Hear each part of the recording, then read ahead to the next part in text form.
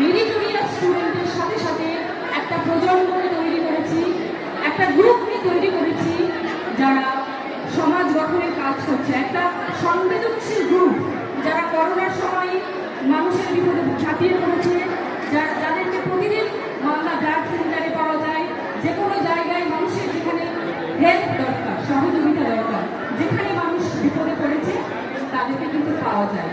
এই একটা গ্রুপ আমরা মনোরোজ স্কুলে তৈরি করতে পেরে ভীষণ গর্বিত।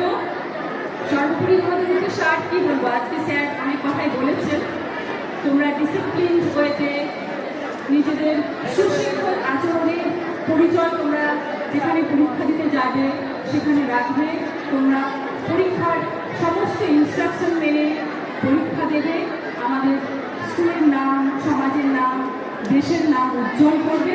তোমাদের সকলের সফলতা আমরা কামনা করি। এটুকু। ধন্যবাদ।